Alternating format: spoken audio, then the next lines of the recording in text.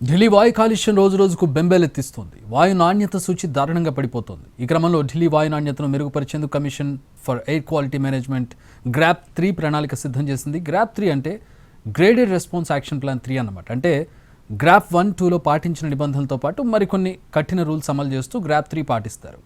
ఇది ఇవాళ నుంచి అమల్లోకి వచ్చింది. ఎయిర్ క్వాలిటీ ఇండెక్స్ 400 దాటడంతో గ్రాప్ 3 రూల్స్ తీసుకొచ్చారు. గ్రాప్ 3లో ముఖ్యంగా 4 అంశాలపై దృష్టి సారిస్తారు. ఢిల్లీ ఎన్సీఆర్ పరిధిలోని నిర్మాణాలు, కూల్చివేతలపై పూర్తిగా నిషేధం విధిస్తారు. కూల్చివేసినప్పుడు వచ్చేటటువంటి దుమ్ము గాలిలో చేరి అది వాతావరణ కాలుష్యానికి దారితీస్తుంది. ఇక అవసరం లేని మైనింగ్కు కూడా ఆపేస్తారు.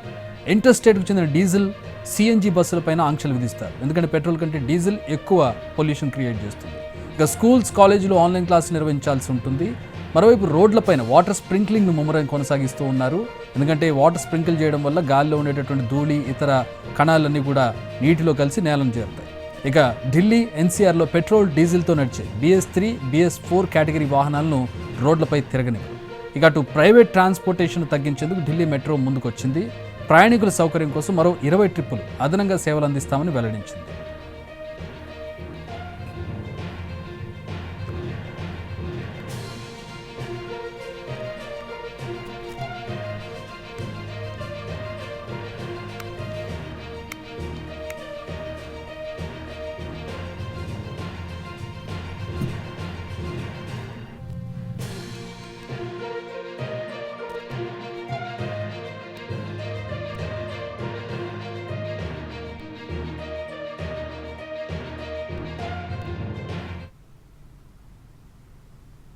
సో ఢిల్లీలో వాయు కాలుష్యం పరిస్థితి ఏంటి, దీన్ని తగ్గించడానికి ప్రభుత్వం తీసుకుంటున్న చర్యలు ఏంటి? మా ప్రతినిధి రాజు గ్రౌండ్ రిపోర్ట్ అందిస్తారు.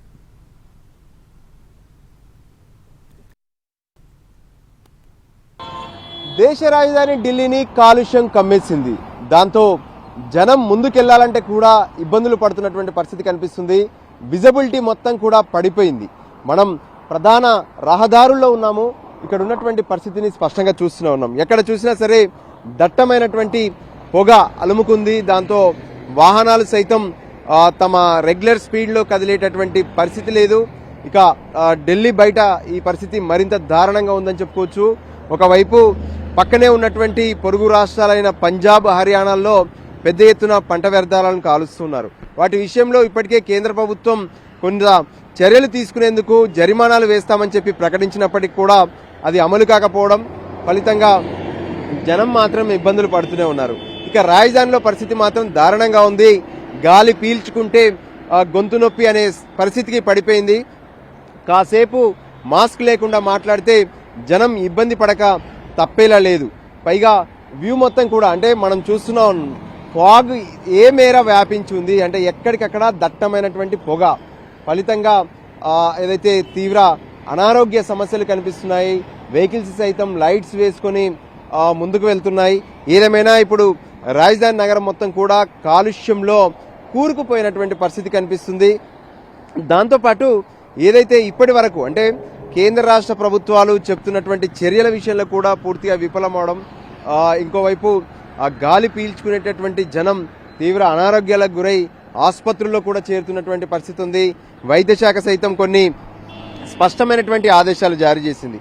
ఏ విధంగానైతే ఇప్పటి వరకు ఈ పొల్యూషన్ ఎక్కువగా ఉన్నటువంటి గాలిని పీల్చుకోవడం వల్ల దీర్ఘకాలిక సమస్యలు వచ్చి పడతాయి, అకాల మరణాలు కూడా సంభవిస్తాయని చెప్పి స్పష్టం చేసినటువంటి పరిస్థితి కనిపించింది. సో ఈ రోజు దేశ రాజధానిలో ఎయిర్ క్వాలిటీ ఇండెక్స్ 500కు పైగా ఆ పాయింట్స్కి పైగా నమోదైంది.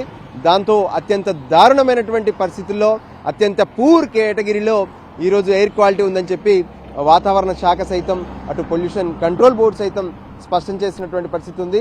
ఏదేమైనా దేశ రాజధానిలో పరిస్థితులు మాత్రం చాలా భయాందోళనలు కలిగిస్తున్నటువంటి దుస్థితి ఉంది.